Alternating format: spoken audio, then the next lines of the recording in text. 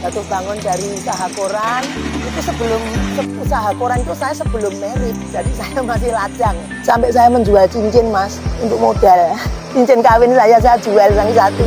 Saya bilang sama bapak, terus cincinnya kawin, delem sih. Berjalannya waktu, saya sambil usaha kelontong di rumah, buka gerai kelontong di rumah. Tapi waktu itu koran masih berjalan mas. Aku jual sembako di rumah sambil ngomong anak, karena anak saya kan tambah satu kecil-kecil ya mas ya. Ya wes, ben iso karo ngomong, karo jualan di rumah kelontong.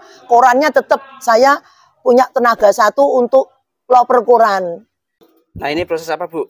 Oh ini proses penjemuran mas. Awal mulanya kan daging dipotong tipis, diiris gitu. Sesudah itu ditabur bumbu, direndam semalam, baru ini proses penjemuran. Tuh. Kalau penjemuran sendiri Bu, ini kurang lebih berapa lama Bu? Paling lama itu ya sehari setengah itu mas. Paling lama sehari setengah ya? Iya, kalau panasnya itu maksimal, normal panas gitu. Ya kalau panasnya kurang, musim hujan ya paling enggak 2 hari itu baru kering. Perkenalkan, nama saya Ibu Tri Rahayu Amprawati.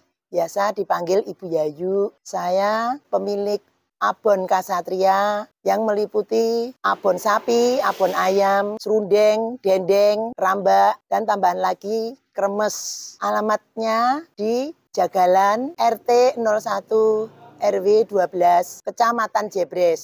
Usaha ini berdirinya baru tahun 2001.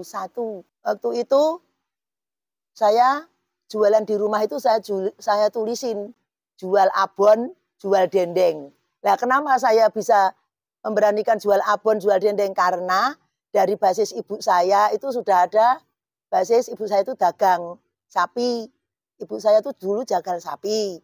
Ya, sejak kecil juga ibu saya itu sejak masih belum punya suami dulu jual daging sapi, nyembelih sendiri. Terus sambil berjalannya itu ibu juga membuat dendeng sendiri.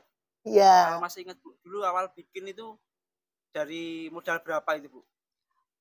500.000 kayaknya mas, itu utang loh mas. Pertama kali. Iya, 500.000. Karena kan saya jualin dendeng ibu saya ya setor ke ibu saya, Bu, saya mau ambil dendeng sekilo, ya saya yang bayar, bukannya dari ibu saya enggak bayar, enggak. Saya tetap berkomitmen, tanggung jawab, ya kasihan ibu saya. Hitung-hitung saya itu ngewangi ibu saya, jual ke dendeng, yo wis dolno tak gawe ke, waktu itu begitu. Terus kalau abon itu dari adiknya ibu saya, namanya Bulik Sakri, sama Bulik Sadini itu dulu juga bikin abon, bikin serundeng, ya saya jualin, saya dep di rumah. Jadi dulu belum bikin produksi? Belum. Baru saya tulisannya jual abon, jual dendeng. Lah terus dari situ orang nengok tulisan itu mengenal. Loh, sini jual abon. Oh, ini ada dendeng. Lah dari situlah, dari mulut ke mulut. Sampai orang ke Jakarta pertama kali itu ngicipin abon sama dendeng kok enak. Langsung minta nomor teleponnya. Jadi pelanggan itu sudah 13 tahun mas. Sampai orangnya meninggal. Itu saya itu mempunyai keinginan, dan saya itu keinginannya itu ternyata dikabulkan sama ibu saya. Saya sambat sama ibu saya, Bu, aku pengen bikin abon, tapi aku nggak modal. Aku inget waktu itu modalnya itu bikin untuk alat pengepres itu, saya dikasih modal ibu saya 400.000 mas. Saya dikasih modal 400.000-nya, gue tak kayak itu petang terus tukokno alat. Setelah itu saya pesen alat itu harganya 400.000, ndak kurang, ndak lebih mas. Terus saya bilang sama ibu saya, Bu, aku mau bikin abon tapi nyoba dulu 10 kilo apa 20 kilo. Waktu itu kan ibu saya masih proses jagal sapi, jadi daging aku masih minta ke ibu, yo wis besok tak kasih nyobose 10 kilo, akhirnya terus 20 kilo gitu, nyoba sendiri. Itu dulu awal mulanya saya pakai kayu, nyoba itu pakai kayu gitu, 10 kilo. Udah berjalan saya jualin. Dah begitu abon berjalan, saya pengen nyoba bikin dendeng. Dari dendeng itu saya memang otodidak. Saya bisa dendeng itu otodidak. Saya 4 bersaudara, tapi yang bisa dendeng lancar itu cuma saya sama adik saya. Karena saya dulu selama kecil saya masih SMP itu sering lihat ibu dendeng, Bu, aku pengen dendeng. Ya wis nyo, tak kei mak sing cilik-cilik, engko nek dadi remukan ora apa-apa. Ladinge sing cilik nyoba. Gitu. Saya masih SMP ikut gitu. Sekarang sehari itu 1 kintal, kadang 1 kintal Minimal lebih. ya, Bu, Ya, 1 kintal lebih. Ya nanti ada abon ayam, nanti saya mik, nanti bikin sama serundeng. Kalau yang habis apa? Nanti abon sapi 50 kilo, nanti abon ayam paruan, bikinnya gitu, kadang dimik gitu. Nah, Bu, setelah diberikan kenikmatan sekarang bisa sukses, bisa produksi minimal 1 kintal per hari, gimana Bu perasaan Ibu? Ya, saya bersyukur.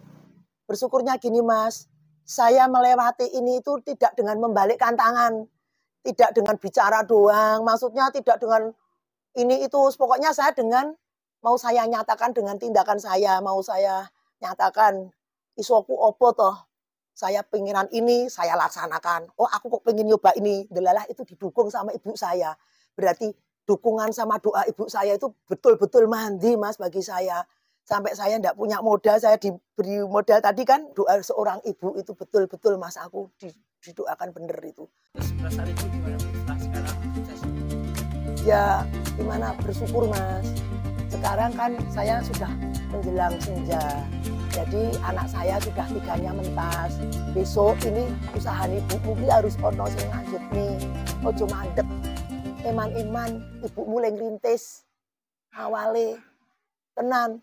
Jadi untuk memulai suatu usaha itu memang harus perjuangan dari bawah. Wong nek mandek ondo saka ngisor mendek setahap akhirnya kan sampai atas Mas. Neng yo ojo dumeh, ojo sombong. Jadi ibumu umpamanya sampai sekarang mungkin seperti ini, keberhasilannya itu memang dari bawah perjuangannya. Tapi juga tidak melupakan orang sekitar kita, jangan sampai lupa.